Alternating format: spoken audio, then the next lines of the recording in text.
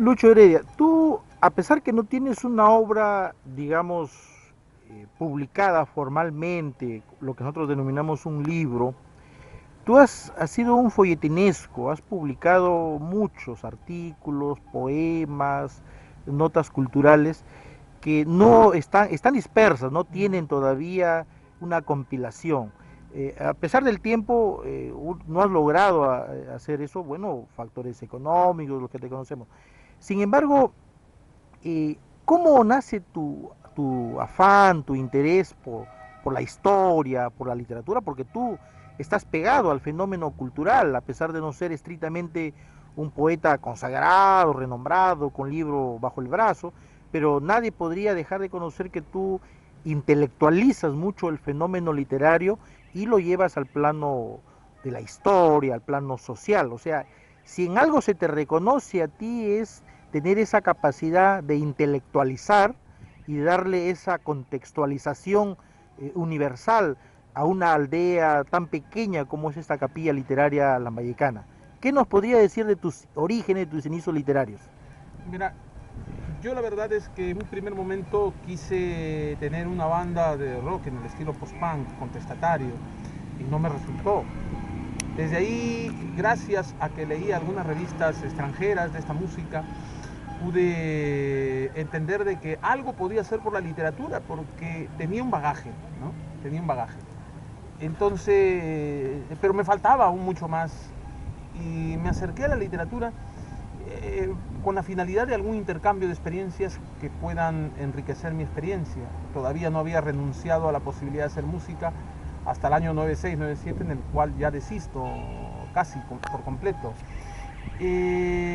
Lo que a mí, bueno, lo primero que hice fue algunas letras que había hecho para algún grupo, las cuales no, obviamente no vieron la luz, las convertí en poemas y luego pues busqué mi propio estilo a través de los escritos y creo que encontré un poco mejor, me ubiqué un poco mejor en la poesía corta, en la poesía breve, en el Tipo verso, haiku. claro, o sea, para decirlo de alguna manera.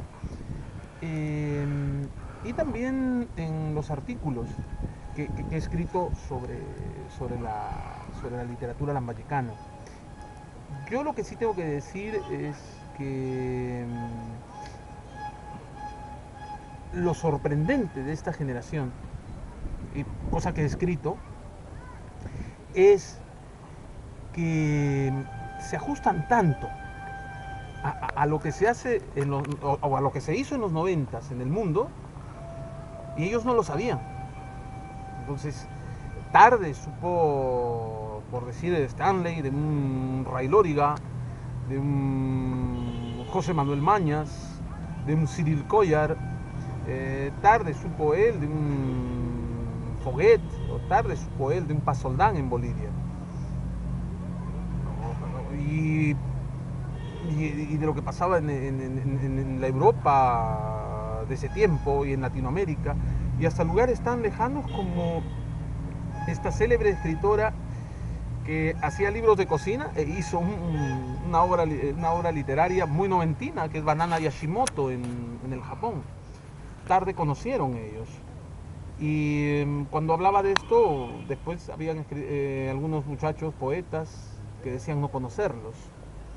Por otro lado estaba la opinión de Max Destre, que decían de los Argos, y principalmente Sumarán, de Becerra y algunos más, que ellos no estaban en los 90, sino estaban a principios del siglo XIX, en el tiempo de Rimbaud, Baudelaire, y eso que ya definitivamente pasó a la historia. Bien, y sobre eso he tratado de escribir, lo he hecho, y me ha parecido de que el problema no es Lambayeque, el problema es los escritores en sí, que no arriesgan más. ¿Tú en algún momento has sostenido un cierto infantilismo y ciertas perturbaciones de la personalidad en escritores lambayecanos de los 90? Podría decir que los 90 no estuvo preparado, la gente del 90 no estuvo preparado para triunfar, para aceptar, digamos, el proceso de la literatura latinoamericana como un devenir y como una maduración histórica a través del tiempo? Yo lo voy a graficar así, lo voy a sintetizar así. Yo quiero escribir algo y justamente es esto. Porque hemos tenido en los 60s gente como Jorge Fernández, con todo y sus defectos, que conoce toda Europa y conoce toda Sudamérica.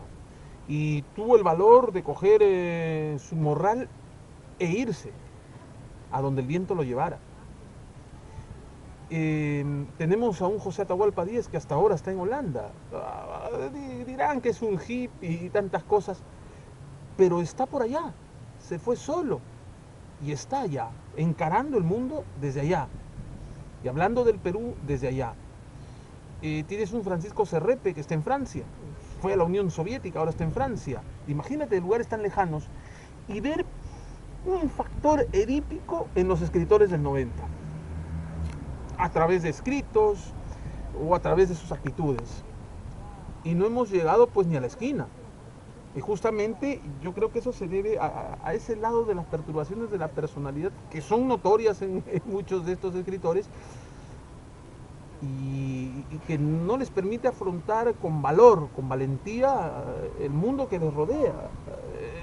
No asumen la creación como un acto consciente y han estado enfrascados en sus propias cosas y no han sido lo suficientemente capaces